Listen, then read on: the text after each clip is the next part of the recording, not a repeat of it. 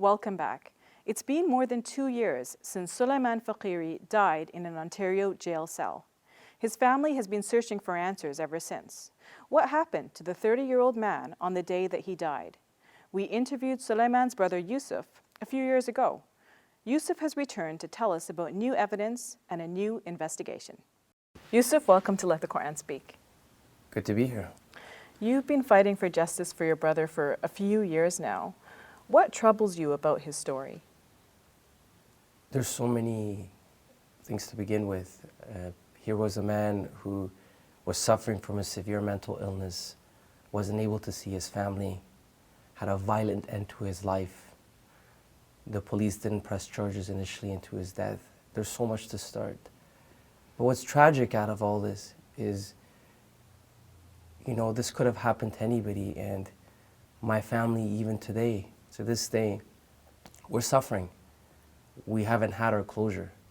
Soleiman's life mattered, and the way my family's been treated is incredibly difficult and unfair and unjust.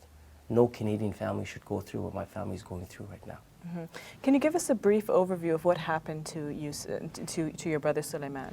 Okay, so let's talk about these facts. It's a very important question, some compelling facts. So, you were on the show, of course, yes, 2 years ago to talk about the case, and now you're back. So tell us a little bit about what happened to him, and then what's changed since you last came to our show. Absolutely, and I think that's good because a couple years ago we didn't have that much information to begin with, and that's a problem in itself. And it took a long time to even get a lot of information. So you were just waiting for answers then? Yes, we were waiting for answers. We asked the same question that we'd asked for such a long time: is why was Soleiman killed under government care?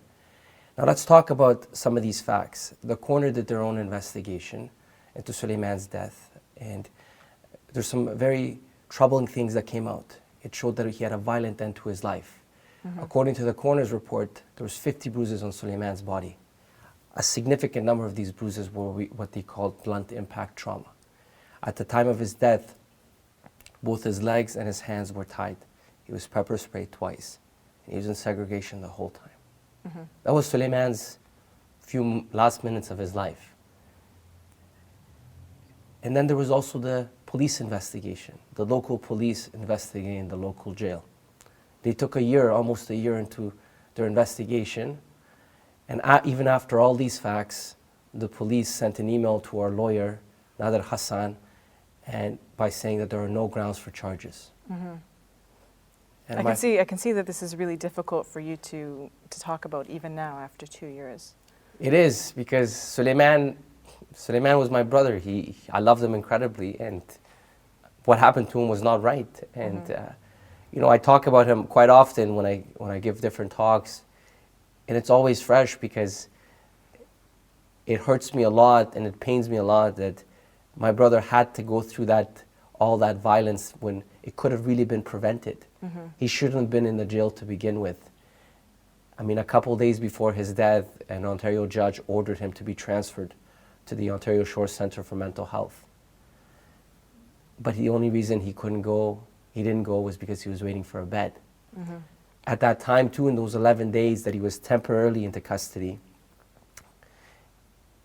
my family tried to see him 4 times, but we weren't able to see him at all. And we haven't been told to this day as to why my family was not able to see Soleiman. So what's changed about the case since you were last here? So where we are now is a couple months ago, an eyewitness came forward that was across the cell from Soleiman, who saw everything.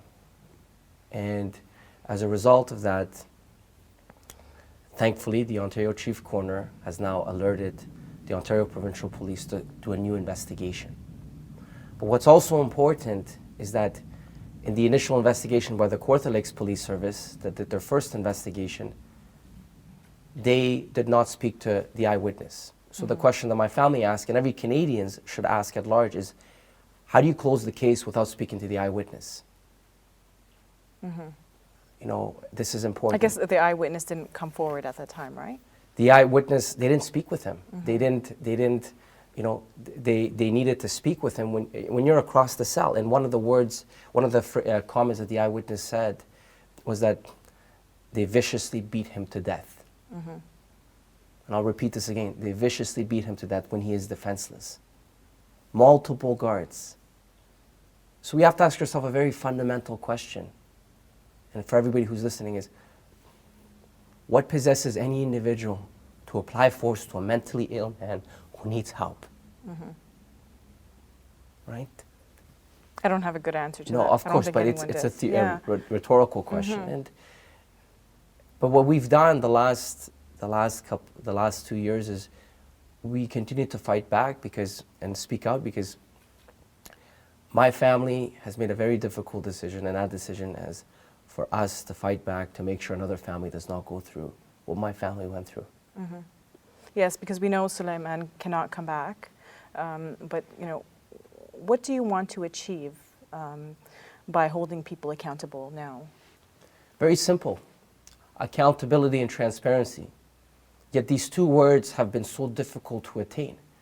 The individuals that killed Soleiman, the guards that took his life, should be held accountable through criminal charges.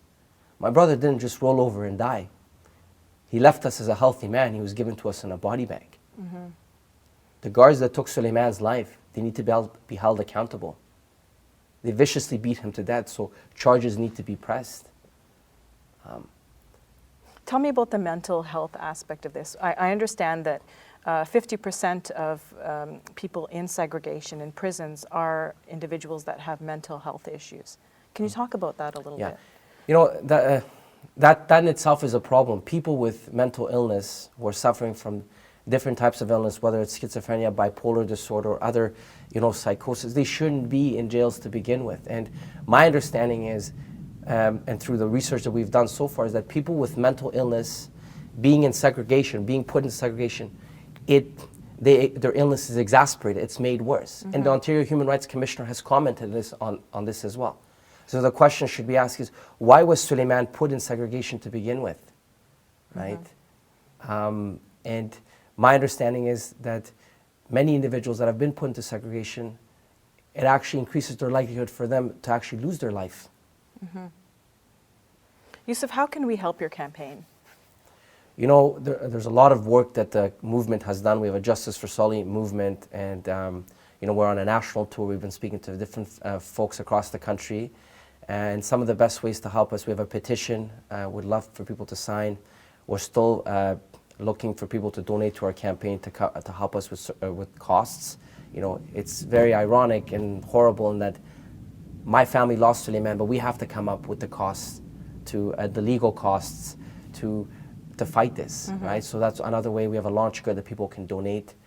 Another way we're looking for people to help is volunteering to our campaign. We have a movement, people from different walks of life that are continuing to talk, and in a couple of weeks we'll also be launching the coalition of different families that have lost their loved ones, that have had mental illness. I've had conversation with Ashley Smith's family and other families, because at the end of the day, Soleiman's story is important because this could have happened to someone else.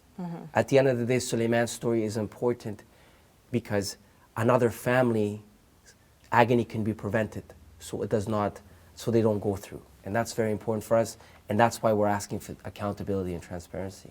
Yusuf, I can see that this has been a very difficult journey for you as you campaigned for your brother. You've been doing it for more than 2 years. May God give you strength. Thank you for doing that. And of course, thank you for appearing on our show. I really appreciate you taking the time to come. Thank you very much. It's been an honor. Hey YouTube, we hope you benefited from this video. If you liked it, or if you didn't, let us know in the comments below. And if you're interested in learning more, check out some of our other videos. And don't forget to subscribe so you can get new videos every Monday, Wednesday, and Friday.